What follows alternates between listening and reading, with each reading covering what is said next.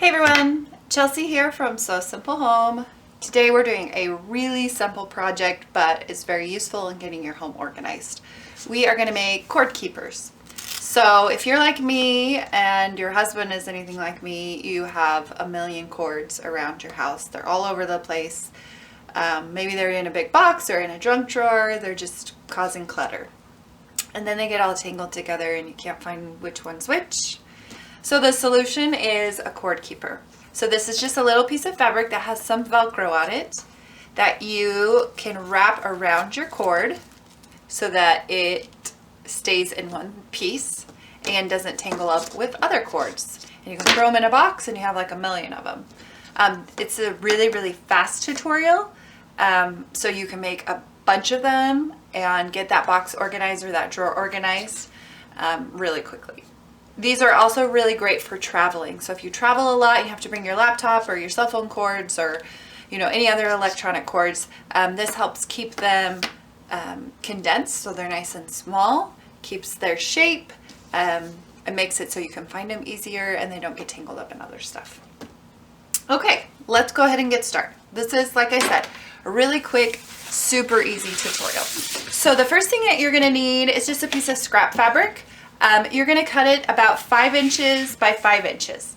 Now this tutorial is great because you can actually change the size of your cord keeper to fit your needs. So if you have a really thick cord that you want to put a cord keeper around that you just don't have something big enough, you can change the dimensions and make it a 7 by 7 or a 2 by 2 because you have a tiny cord. Whatever works for you is fine.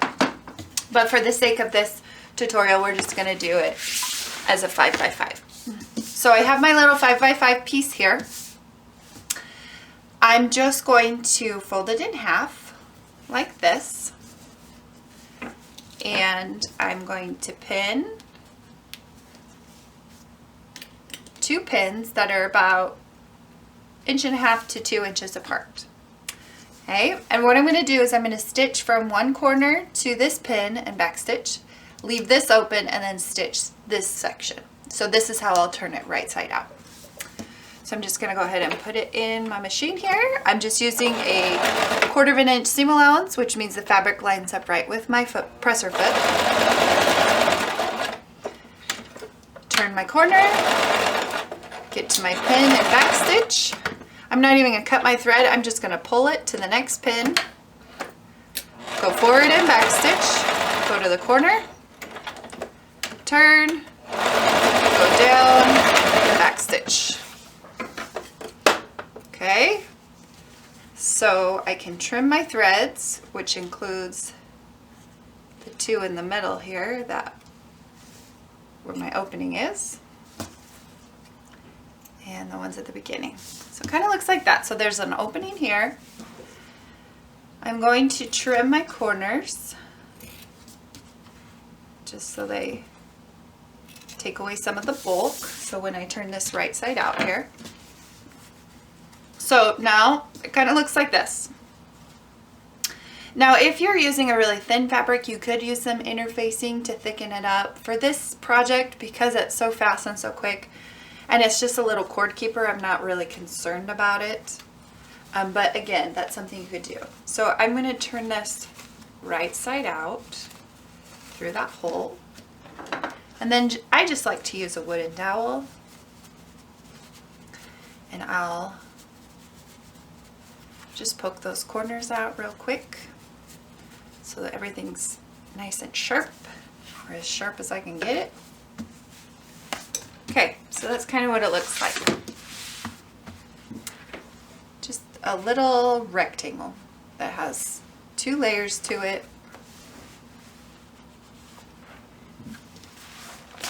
There it is. Now my Velcro. So I don't need a very big piece, about 1 inch of Velcro is all I'm going to need.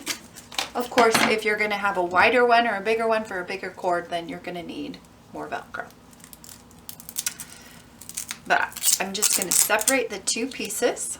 So we have the hook and eye side, and then the the hook side and then the smooth side. And I'm going to pin one of them on this side here, just about a quarter, not a quarter, like 1/8 of an inch from the edge. And then since we're going to be rolling it like this for my cords, the other piece is going to be on the underside, on the back. So one's on the inside and one's on the outside, if you will. And we'll just kind of pin that guy in place as well. If I can get my pin through. There we go. Okay, so it kind of looks like this. Now I'm just going to sew a box stitch around this Velcro so that it stays in place. So I go across, turn,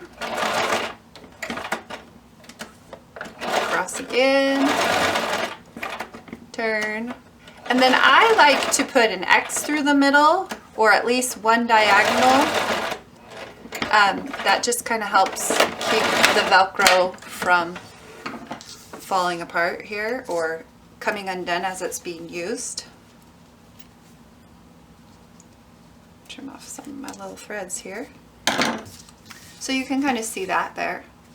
Now I'm going to do the same thing on the other side here for my other piece of Velcro.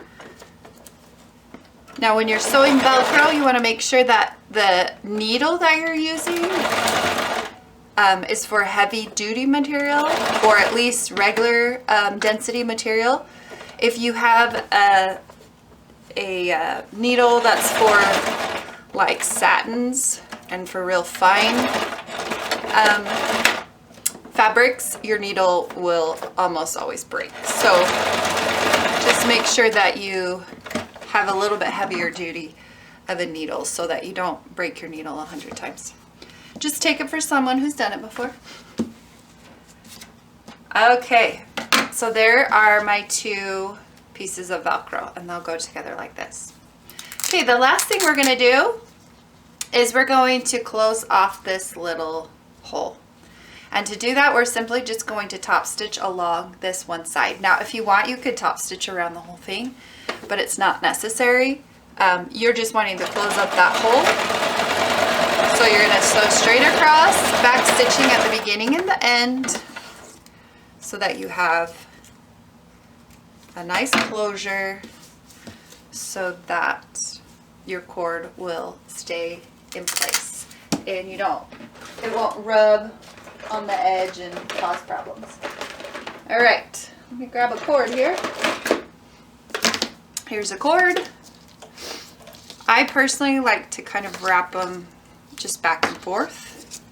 That's my personal preference. And I'll place it in the middle of my cord keeper here. And there we go. The cord can come in and out if I really want it to, but for the most part, it's going to keep its shape and it's going to stay out of the way.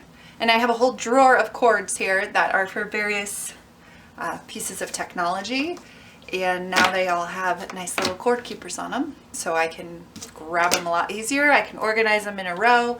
It just really helps keep things a little bit more settled and less messy. So I hope you enjoyed this tutorial. I hope you can get that cord drawer organized, and make sure if you have any questions or comments, you leave them below. There's also a link below if you would like to get the photo tutorial on the blog, or just check out the blog for more great sewing projects. We will see you next time.